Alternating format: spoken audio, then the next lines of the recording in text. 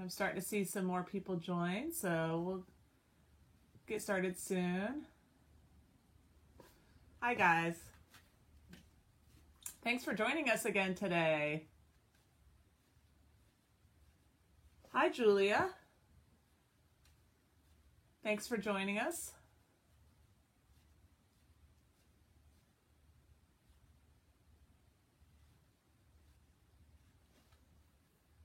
And thanks for bearing with us. We're still trying to figure out kind of the best way to start these videos and everything. Oh, thank you. I'm glad you love these classes.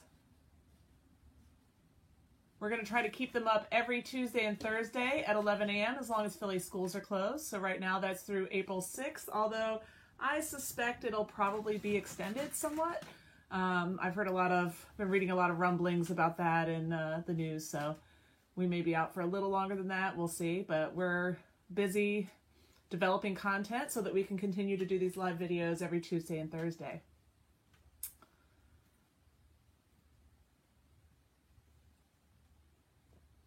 And we'll get started in a minute. I'm just giving people a minute to log on.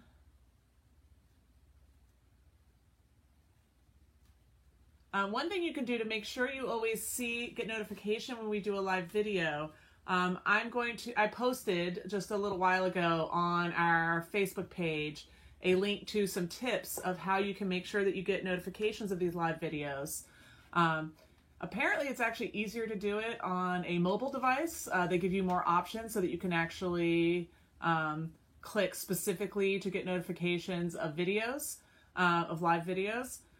So check out those instructions and see, maybe that'll help you guys find our videos. And again, we're going to keep looking to see best practices for how to make sure everyone can find these easily.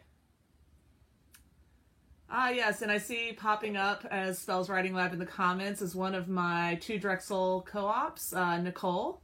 I'm going to mention them in a minute, but she can answer any questions so that I don't have to break midstream. I'm going to go ahead and kind of get started, and hopefully some more people will join us. I want to say thank you guys for joining us again today. My name is Ms. Liz, also known as Elizabeth Encarnacion, and I am a children's book editor and author, as well as the program director for Spells Writing Lab. We're a nonprofit organization located here in Philadelphia that does free writing programs for kids. All of our programs, including these special virtual mini workshops, are provided free of charge. But if you like what we're doing and you want to support our organization, and you can afford to, you can make a donation on our website, phillyspells.org. That's the word Philly, SPELLS.org. But again, these are provided free of charge, so no pressure. I would like to take a moment to send out a shout out to our fall-winter Drexel co-op students, Maritza and Nicole, whose 6-month internships at Spells are officially ending this week, but they've been working extra hard to help prepare these activities while they're unexpectedly at home, and they've even offered to continue helping us next week since the start of their term has been delayed. So please send out an emoji or thank you to Maritza and Nicole for being so dedicated. And like I said, Nicole's here as Spells Writing Lab answering questions in the comments. And today's activity was actually designed by Maritza, who also used her artistic talents to draw the sample cards. So let's get started, and people can join us or watch the replay later if they need to. Today, we'll be creating our own storytelling game that you can use as inspiration for writing stories or as a fun family activity while you're stuck at home. So today's materials, I'm going to go through the materials first. For today's workshop, you will need the instructions and templates that can be downloaded from http:// obviously. The website is bit.ly/storytelling card game. Now, we updated the instructions early this morning because we realized that the PDF we posted yesterday had an outdated version of the instructions, and we clarified them a little bit. So if you printed out the worksheet before 8:30 this morning, you might want to just check it, re-download it, and maybe just reprint the first 2 pages of the document. That's the only thing that changed. The other instructions will work. I just think these are a little more streamlined and a little more understandable. You can also find an updated link. I updated the link on our Facebook page. And Materials wise, if you aren't able to print at home, or if you are trying to conserve paper, you can always use plain index cards or plain unlined paper as a substitute. We'll talk about that. Your next material that you're going to need is a pair of scissors. Doesn't have to be this big. You also need the coloring tools of your choice. I usually prefer colored pencils. Markers or crayons will always work. Today for the example, I may use markers just because I think they'll show up on screen better. And then, as always, a pencil or a pen to write with. So now I think we'll get started. The first question is, what is a storytelling game, right? We use a lot of storytelling games at Spells Writing Lab to help give us inspiration for stories. Sometimes we use ones with pictures on them. Some have writing on them. But you can play with a lot of different types of storytelling games. Today, you're going to, I was going to say actually, there's a lot of different storytelling games for sale. So just a few I'll run through real quick. We use Telltale in our, in some of our in-school programs. It has these round cards that have double-sided. So you have everything from like aliens and a person dancing to kind of symbols like a broken heart. So they even have like a question mark. And they also have like settings like a ranch or the beach. Another one that I just recently discovered is Storytime. Now this one has similar types of items. It has like everything from a toothbrush and a rubber ducky to like a roller coaster to things that are a little more surprising like a pirate or like Egyptian pyramids. And then we have the Storymatic Kids, and I'm not recommending any of these. I'm just saying these are just some of the options that are out there. This one actually has two different colored cards, and some are types of characters. So things like a time traveler, or a singer, or a person who is turning into an animal. And then different kind of events that could happen in your story, like your family members are robots, or a secret door, or imaginary friend. Oh yeah, someone mentioned that you use story dice. Our story dice we actually use at Spells during our in-school programs. They're currently at our office, which is off limits. I can't go to there. So, but story dice are also great. And I know that in the Apple App Store, there's actually at least 2 different apps that are kind of story dice. So if you are also like me and you're stuck at home, you could always use those. I know I've downloaded at least one of those. So anyways, today, because I know you may not have access to all these great storytelling games, we're going to learn how to make one for ourselves. Now today, what pages to print is a great question, because today's document was a little longer than they're normally going to be, but that's because, when you're creating a game, you want to make sure you have enough cards, and we want to give you enough templates so that when you just printed it out once, you would have enough to make enough of a game to begin with. And we also want to give you guys some sample cards. So if you're trying to save paper, you do not have to print out the entire handbook, the entire handout. Pages 1 and 2 are the instructions. Pages 3 through 7 have templates to make your own cards. Each page is the same, so you can just take one and print it multiple times. Or if you don't want to use the template we provided, you can also just use index cards or cut up pieces of paper on your own, maybe on construction paper or plain white paper. You can also print out more copies of these template pages if you want to make more cards for your deck. Maybe you want to start off making 20, which is how many are on these templates, but maybe you realize you want some more variety, so you want to make a full deck. So you can just print out more of those. On pages 8 through 12, we have the sample cards, which I've cut out most of them here, that Maritza drew. These are really just to give you kind of ideas, but you can also cut them out and use them you can actually add them to your deck so that you can double the number of cards in your deck and have 40, so you have more variety to begin with. And if you're like me, right now my color is not working on my printer, so I had to print it out in black and white, and I just colored in the image with colored pencils. Oops, that's upside down, but you can see I just kind of colored in the image using colored pencils, so that still looks pretty good. Excuse me. Now you notice when you look at Maritza's cards, they're not as fancy as like these pre-printed cards, but that's okay because it's clear what they are. You can tell this is going to be a cow. You can tell this is a turtle. And really it's more about making sure that you can tell what the image is, and it's about having fun and being creative, right? That's what's most important. Now, if you prefer to have only use your cards, you don't even have to print out those 5 pages of sample cards. You can just print out the templates and make your own cards. So now, are you guys ready to go? Now we're ready to make our cards. So what you're going to do is you're going to take these template cards and you're going to draw one image in each box. Now, it could be an idea, it could be an image. You could even decide to do a symbol or maybe put some words. You could draw animals, you can draw emojis, you could draw movie or TV characters, wolves, a bedroom, anything you want. You could draw a setting. In fact, what you probably want to do is make sure you have some unexpected or silly things that you think might inspire great stories or make twists in your stories. You might want to think about including a variety of things. So you can see in the examples that Maritza provided, like even on this page, we have a Philadelphia skyline, it looks like. We have an emoji, a crying face emoji. We have a symbol of a moon, and we also have some sushi, right? So this is just a variety of things that you could add to your story.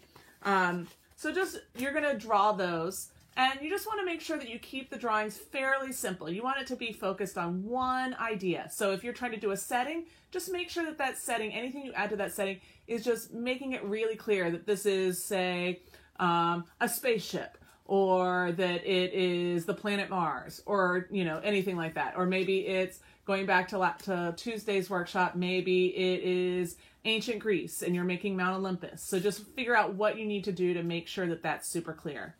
You know, very simple things often work best. So that's just a baseball, a very simple apple, things like that. You know, you might do something like a sofa. This one I thought was really cute. It's like an envelope, like a piece of mail. So just be creative. Think about, you know, what types of things you'd like to add. Maybe you'll end up playing the game and getting new ideas of things that would be fun to like kind of turn your stories in a weird direction. Maybe think about some of the places we visited during the time travel, the Postcards from the Past workshop on Tuesday, and maybe use inspiration from there, like adding a pirate or adding, you know, a dinosaur or a caveman or something like that. Now, the template provided has 20 cards. You'll need at least that many to play the game. But if you want to make more cards, like I said, you can just print out more copies or use more index cards.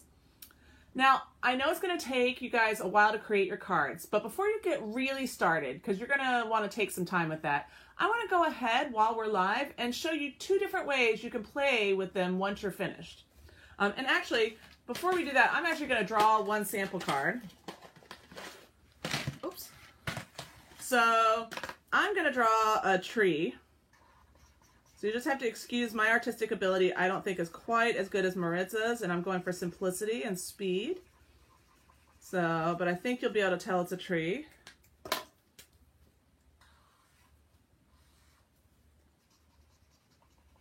Here we go, coloring in the tree trunk.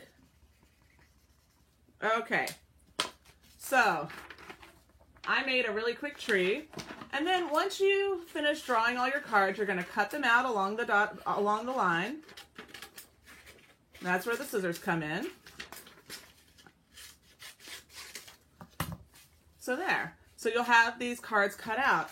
And the same thing, if you're using the samples that Maritza did, you're going to want to cut them out along the lines. It's kind of hard to see. Do the best you can, or use one of the template cards to draw outlines around it. So I'm cutting out this last page.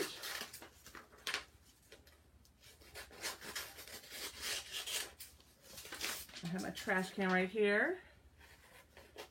One very important thing is when you're cutting all this paper out, be sure to put your paper in the trash so your parents don't get upset with you for making a big mess, right?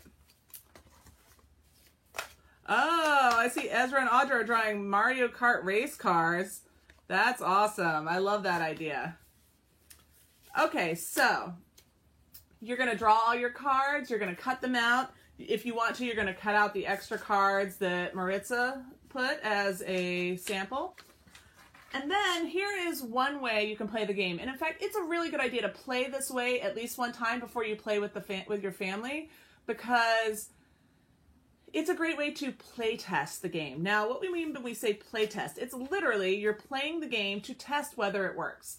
So you might find when you play test this game with yourself, maybe you get more ideas for some cards that need to change or that you want to add to make the game more exciting. So if you play test this by yourself, that's a great way to play test, to kind of test out before you kind of bring it to your siblings and your parents. So the first way to play with the cards is to use them to write a story by yourself. This is an activity you can do by yourself as many times as you want. In fact, it's a good idea to play test it by playing and seeing if you want to change anything. First, you're going to shuffle or mix up your cards and put them upside down so you can't see them, okay? So I'm going to shuffle them. That's funny. My nephew Ian is also making cards with cars, but he's making normal cards. So now what you're going to do is you're going to pull. So I've shuffled these cards. I have them face down. Now I'm going to pull the first one. So I pulled my tree. Now what I'm going to do with this card is I'm going to think of at least 3 sentences to write about this tree. Now I'm not literally just going to write about this tree, right? Because I'll be like, this tree has green leaves and brown bark. That's kind of boring, right? So instead, maybe you could write something like, you think of it as the beginning of a story and think of it maybe like deep in the forest, there was a massive tree that towered over all the others. Walking to school one day, I noticed the tree from a distance and I was curious and decided to go explore. It took me a really long time to finally find it, but when I did, I saw a tiny door in the tree's trunk. So, you see how I created more than one thing to say about this card. I just used it as inspiration and I used information from our imaginations to increase the story. The card I pulled didn't say anything about being the tallest tree in the forest or having a little tiny door in the trunk. I made that up myself to kind of make the story more interesting. So then what I would do is I would take the writing paper and I would write those sentences down on here so that I can remember, since I'm playing by myself, and that way I can show someone later what I did. Once you write your 3 sentences about your first card, then you can draw a second card. So the second card I draw is a turtle. So maybe then I say, you know, when I opened the door, or when I knocked on the tiny door, a turtle popped out. And I was shocked because I wasn't expecting that.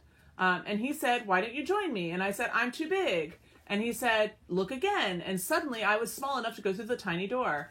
So you can see how I'm adding stuff to the story just inspired by that one little card.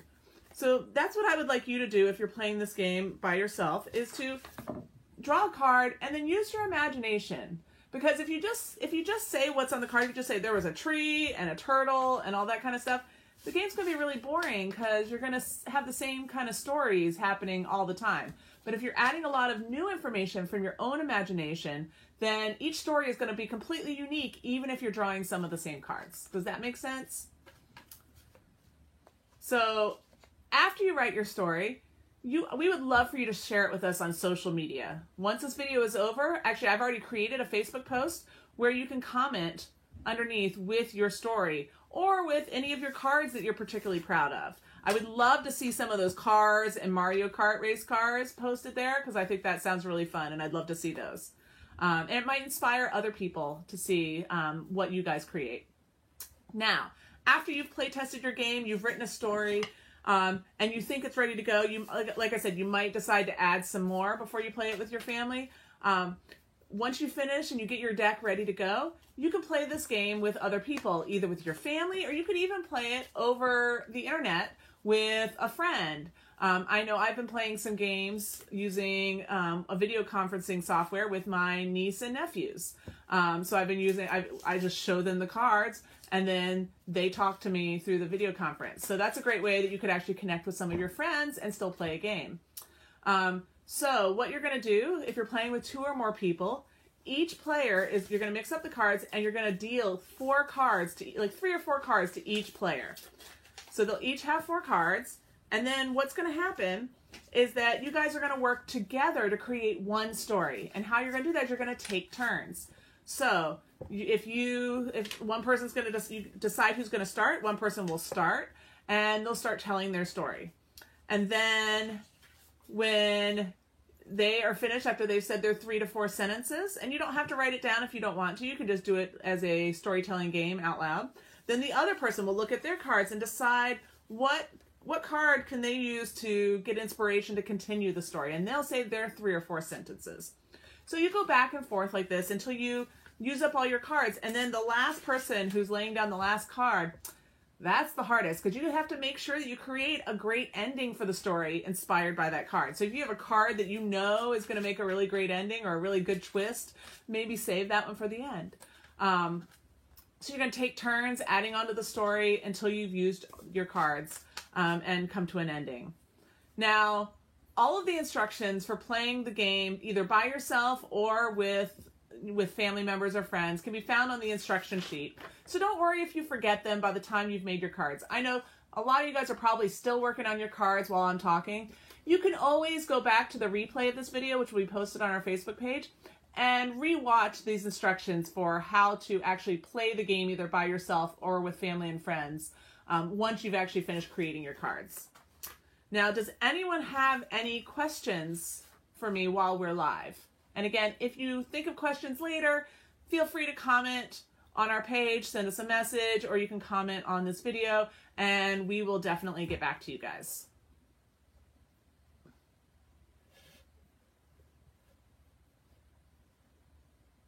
I'd also love to hear what your most creative idea is for your cards.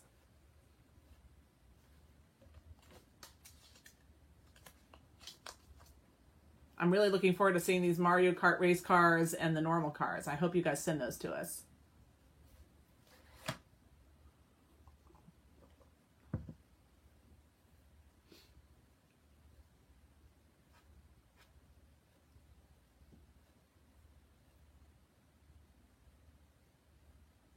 Yes, we will have more classes. We're going to be doing classes every Tuesday and Thursday on our Facebook page at 11 a.m.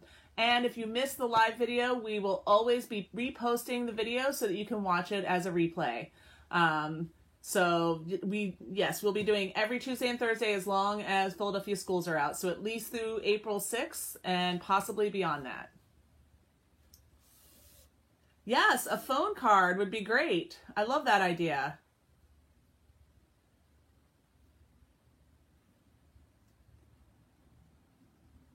A card with a phone on it would be great, because then someone could get a mysterious phone call and that could spur a really great story idea.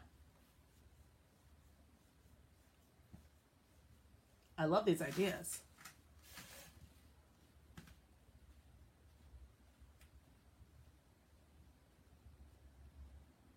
Ooh, Lego people and video game characters. I love that, Audra.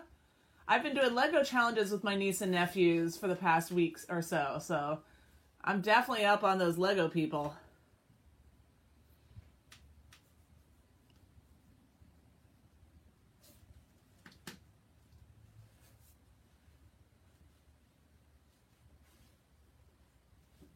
Also, while I'm looking at these comments, I just want to remind you, definitely share with us after you complete the activity. We would love to read the stories you come up with or see pictures of your best cards.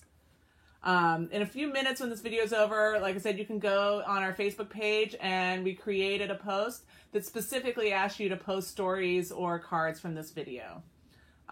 You can also tag us in an Instagram story or post. Our handle on Instagram is @SpellsWritingLab, and we'd love to see it, or we can repost your work.